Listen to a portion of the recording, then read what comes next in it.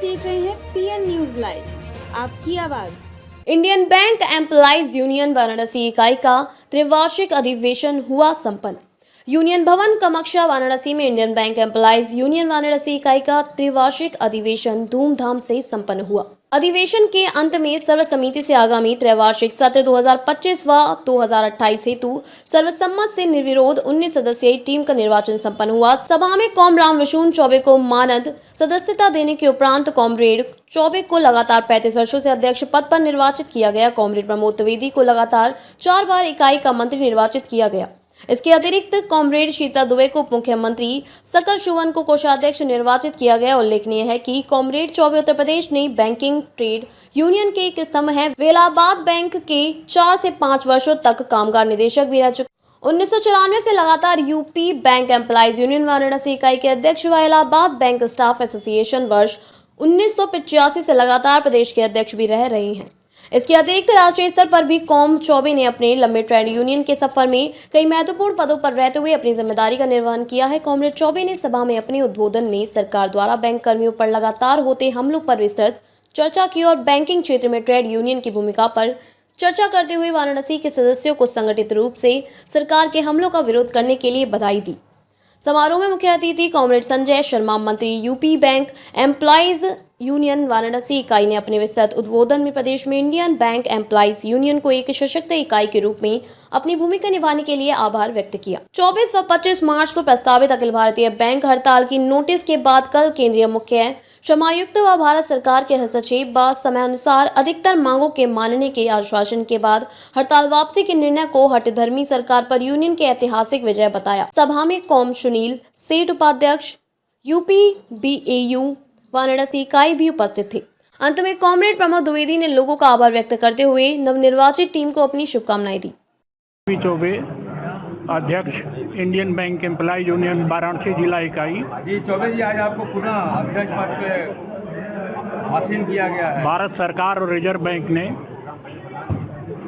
पूर्ववर्ती इलाहाबाद बैंक का Indian bank में विलय कर दिया, जो 1 अप्रैल 2020 से लागू हो गया। और उसके बाद हमारा अखिल भारतीय संगठन all India bank employees association ने निर्णय लिया कि जिस बैंक का विलय हो रहा है वहाँ जो भी यूनियन है उसका विलय जिस बैंक में विलय हुआ है उसी में कर दिया जाएगा। उसका नतीजा हुआ कि हमारे यहाँ उत्तर प्रदेश में इलाहाबाद बैंक स्टाफ एसोसिएशन का विलय Indian bank employees union UP में हो गया। इलाहाबाद बैंक स्टाफ एसोसिएशन का नाम यद्यपि हम लोग बाद में Indian bank staff association UP कर दिए थे। इन्हीं बातों को देखते हुए यह भी निर्णय लिया गया कि सारी जिला इकाइयाँ अगले 3 वर्ष के लिए अपने पदाधिकारियों, प्रांतीय प्रतिनिधियों, कार्यकारी सदस्यों का निर्वाचन कर लें। उसी क्रम में आज यहाँ UP bank employees union Varanasi जिला इकाई के यूनियन भवन कमक्षा वाराणसी में आम सभा हुई और पदाधिकारियों का निर्वाचन संपन्न हुआ। साथ ही प्रांतीय प्रतिनिधियों के लिए मंत्री और अध्यक्ष को अधिकृत किया गया कि वो आपस में राय करके प्रांतीय प्रतिनिधियों का नाम निर्धारित कर लेंगे, स्थानापन्न प्रतिनिधियों का भी नाम निर्धारित कर लेंगे तथा शाखाएं जितनी भी हैं वहाँ के लिए प्रतिनिधि उस शाखा में काम करने वाले हमारे जो कर्मचारी साथी हैं वो हमें देंगे। इसी उद्देश्य से यह आम सभा आज यहाँ आयोजित की गई थी।